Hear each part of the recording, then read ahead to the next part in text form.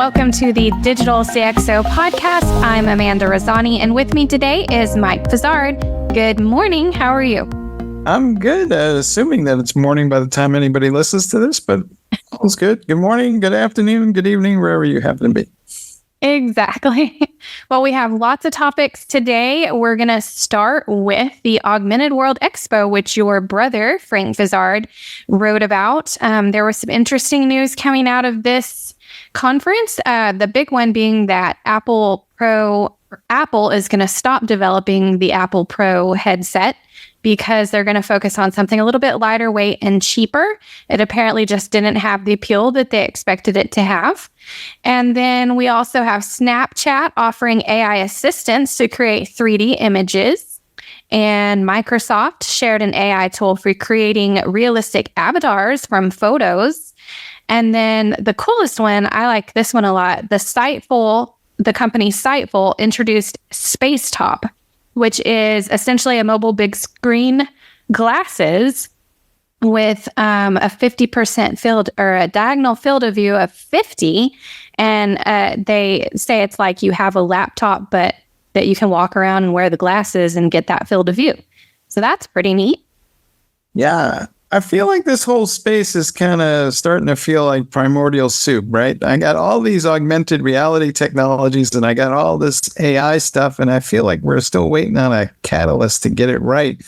Even Apple, which is known for its design efforts, had to essentially, go back to the drawing board a little bit, right? The original machine that they created was a little too heavy, a little too clunky, and certainly too expensive for mere mortals. So hopefully there's been advances in silicon that will let them kind of build something that will be a little more practical for a lot of folks. It may not always be for everybody, because as long as there are glasses involved, not everybody may like augmented reality, but other people may love it. And who knows, maybe we'll all be on airplanes someday with our augmented reality glasses playing some sort of video game or engaged in some sort of conference somewhere that is going to become part of our everyday lifestyle. I just don't know when, and I don't know how smart these things are. And I feel for everybody who's been kind of building stuff in this space, because every time it seems like they get started, somebody pulls the rug out from underneath them.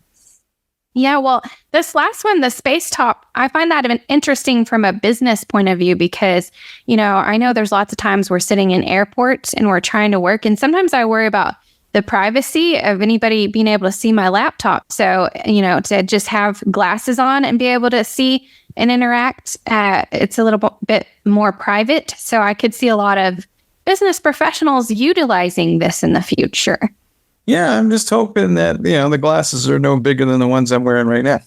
Yeah, exactly, which I haven't seen I should look up some pictures because I find that fascinating. You can find more about what was at the Augmented World Expo by looking on Digital CxO. So moving on, we have our newest writer, John Swartz. He has an article about artificial intelligence adoption and growth, hastening and deepening an alarming trend over the past few decades, which is that more of the wealth is being concentrated among fewer people, accelerating income inequality. So what are your thoughts about this one? Yeah, I think the inequality issue's always been there. What kind of struck me about this piece, though, was how much of so many of the technology advances that we are touting in places like the Valley are somewhat premature. And there's a lot of companies getting rich off this, no doubt. But, let's say I'm in Peoria. Am I really experiencing all the things that the folks in the Valley are talking about and all those awesome things? Probably not. And as a result, there is this kind of divide starting to emerge. And some of it is folks who are kind of, shall we say, enjoying the benefits of a bubble. Not sure if that bubble is going to burst, but when they enjoy those benefits of a bubble, they put a lot of stress on their local communities that they don't realize, because those communities are not benefiting, shall we say, equally well, and trickle-down economics doesn't always work so well. And so I think you see this dichotomy that exists. And it's not just going to be within the valley. I think there's going to be a dichotomy in places like what you might experience living in Georgia versus what you're going to see in New York or San Francisco. And I think we just got to figure out how to kind of get these advances out faster to more of the population so that we can equally take advantage of these things and maybe share the wealth a little bit better. Otherwise, there's going to be, a reaction. And things, generally speaking, reactionary forces are never a good thing. So I just hope we kind of take a breath for a minute and think this through a little bit, because I think it was William Johnson or somebody like that who said, the future's here. It's just unevenly distributed, which is true. But when it's unevenly distributed, it also creates, shall we say, tensions in the system that ultimately are not helpful. Yes, well, from my experience, I feel like it's always been the case that the trendy things, the new innovative things always seem to hit the coast areas first, or New York, California, and it takes a little while to integrate in the middle. And I think that's everywhere. Things hit bigger cities, of course, more often, and it just takes a while to get widespread. Yeah, but even in those big cities, not everybody benefits equally well. So it's the nature of capitalism. I get that, but there are advances that come along once a decade, like AI, that maybe we need to think it through a little bit more, because the traditional methods for distributing emerging and new technologies may not work as well for this one. Yeah, absolutely. So moving on, I had a recent interview with Anoop Reggae of Zenzar, and he was talking about customer service and implementing technology. And he says, when it comes to technology implementation to improve service, companies need to break down silos and be able to embrace change and be adaptable. It's an issue he sees business leaders dealing with. And then he talked about their approach to AI as part of a buddy system where AI helps individuals with their tasks, helps them perform their jobs. And then he also talked about the triple E approach, bringing together experience, engineering, and engagement, integrating core capabilities for seamless data feedback, essentially, again, breaking down silos. And we talk about this a lot. So what are your thoughts? Here's the thing. People, despite all our advances in digital transformation, AI and bots and all these other technologies, people still remark and talk to each other when they had a great customer service experience. It's actually something they will share and talk to their friends about. The fact that that exists tells you how bad customer service really is. Because the fact that anybody had to call it out for a minute there was as a unique experience tells me that the bulk of the experiences are either somewhere between mediocre and horrible. And I think we're better than that. And it's kind of sad that after all these years, that we're still not really moved the needle here. And turnover rates in customer service organizations are as high, maybe even higher than ever.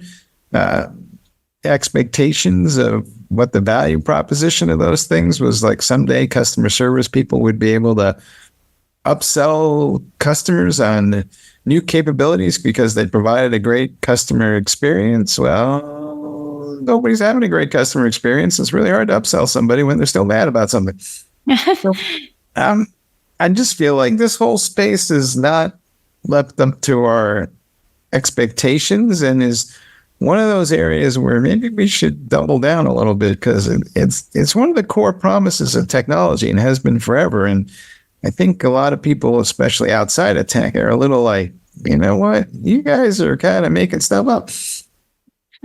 Well, we talk about utilizing data to understand and improve customer service, but honestly, it's behind the scenes, the company culture, company staffing issues, business processes all play a big part of being able to offer good customer service. And like you said, customers also are just expecting a lot more these days.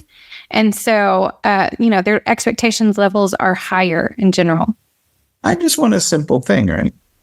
if I send you an email about something, it doesn't necessarily always mean I want an email back to discuss it. It may be that you should call me, and you have all that stuff, and you have this multi-channel, omni-channel reach, and you sure as heck know how to use it when you want to reach me. But, somehow or other, when it comes to customer service and that issue, you can't figure out how to navigate these multiple mediums that, you've seen me engage you with before, whether it's on my phone, text, email, whatever it may be. Or, if you want to invite me to a video conference, that might be awesome.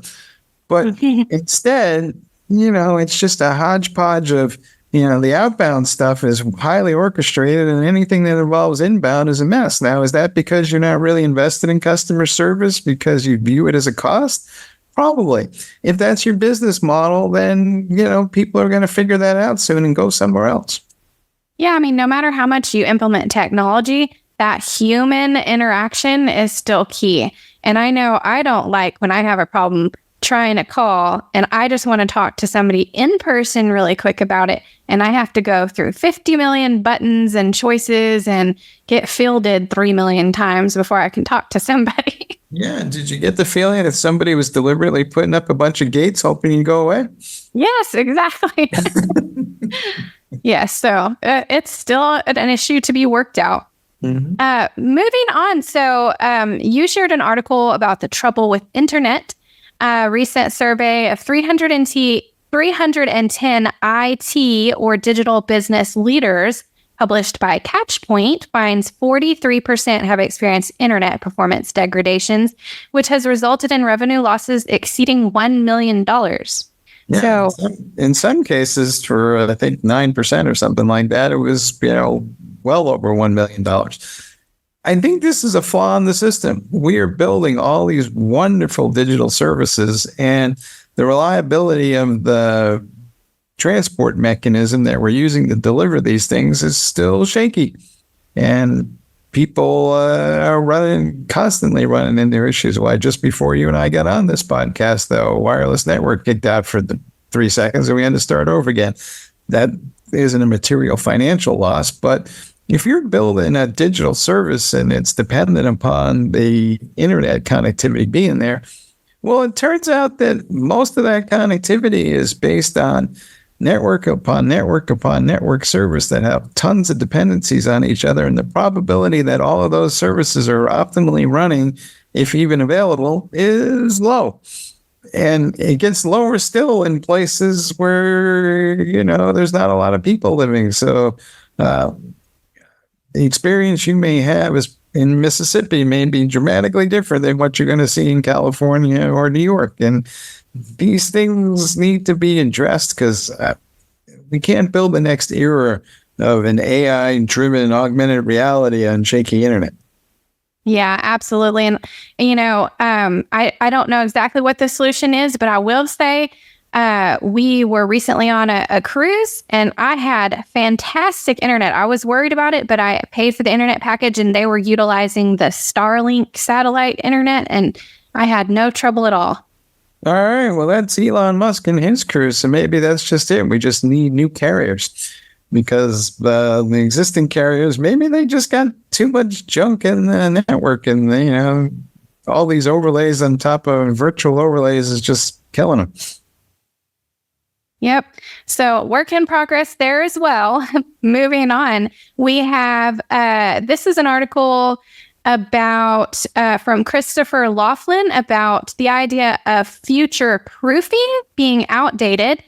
He says it's outdated. The problem with the process is treated as tweaking a technology or an approach until it reaches an ideal state. But simply put, it doesn't work because the future is too unpredictable. It's always changing. Future readiness, however, is fluid, continual, driven, and intentional.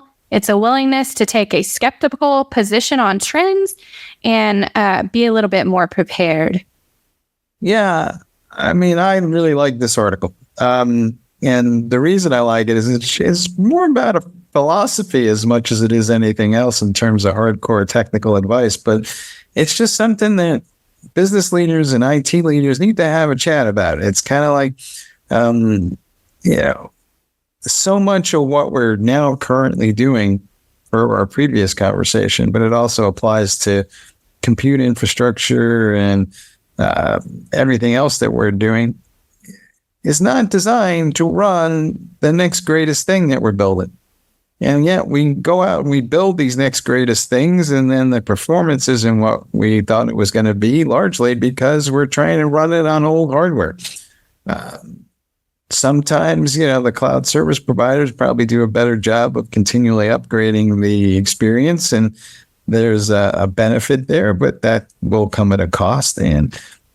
But so much of what we have on premise is stuff that somebody bought under a capital expense budget 3 years ago, and now they're still trying to sweat. Meanwhile, Joe developer is out there trying to build this awesome microservice-based application that has like all kinds of interesting dependencies that hopefully will make that application more resilient on top of stuff that, just isn't up to the task. So I think we need to have a real conversation about what we're giving folks, what the expectations are, and how we're going to actually make the infrastructure available to people building the next great thing. Because right now, it's not there. Yeah, and as we've seen, technology is constantly evolving, and as you said, it's a philosophy in general. Everything is always changing. You have to realize that and be prepared. Yeah, I think we have some sort of 1980s notion of infrastructure that we're trying to apply to a modern era where it's just outdated. Absolutely. And last on our list, but not least, is a story about manufacturing over on Digital CxO. This is from George Holm, and he says, unlike other industry verticals such as finance, retail, and technology, which have historically been more effectively used data and data analytics to optimize their businesses, manufacturing has traditionally been a laggard in this area. However, a recently released survey shows that could change. Manufacturers are awash in an abundance of data. Yeah, I think they're starting to figure it out. They have all the right data, and most of those systems that they're using are, shall we say, closed loop, which makes it easier to have an understanding of how to automate them. I mean, they're not perfect. Exceptions happen, and there's a lot of effort to try to mass customize manufacturing for different products and use cases. But this is one industry where they're probably in a better position to take advantage of the next great AI capabilities, because they may not have all their data in order, but they have a better handle of what data they have and how it relates to each other than most. Maybe not every manufacturing company, but certainly the big ones, and anybody using robotics is probably pretty far down the path. So I think we're going to see some awesome things on the manufacturing front in the near future because of advances in big data and AI and all this other stuff. And we may get to the point where ultimately today, a lot of manufacturing happens halfway around the globe from where the point of consumption of the thing being manufactured is. Well, let's start thinking that through for a minute. Can we get to the point now where the cost of building a plant somewhere closer to the point where the thing being built is actually going to be consumed, so I can reduce the transportation costs of the thing that I have to bring halfway around the world, becomes an interesting conversation. So I think this data conversation is the beginning of something. And so it's heartening to see in George's story here that, people are finally thinking about it, at least. Yes. And as you mentioned too, with utilizing AI to, analyze all that data so much faster, it's really going to help. Right. And beyond that, gets us out of this problem we're seeing with, political climates around the world that are impacting businesses. If there's tensions between governments, suddenly, my manufacturing line is at risk over, somebody having an argument about something that has nothing to do with me per se. I just happen to be in that country as a business. Businesses theoretically should have a lot more flexibility, and as circumstances change, they should be able to move manufacturing more adroitly to ensure that whatever it is they're doing is not disrupted by some argument that, again, they didn't start. Absolutely. Well, that brings us to the end of our list today. Again, all of these are on digitalcxo.com. Do you have any final thoughts? Yeah, this is probably one of the greatest times for tech ever in my memory. I mean, there's more awesome stuff floating around than I can think about. And there's no shortage of things to innovate. And digital CxOs have all kinds of opportunities. But there's always like some little hidden thing that's holding something up. And so digital CxO's got to have a keen understanding of where the dependencies are, because those issues ultimately will determine, what winds up being just a science project versus something that actually delivers a result for the business.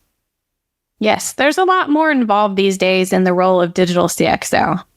There you go. Sure. Cool job.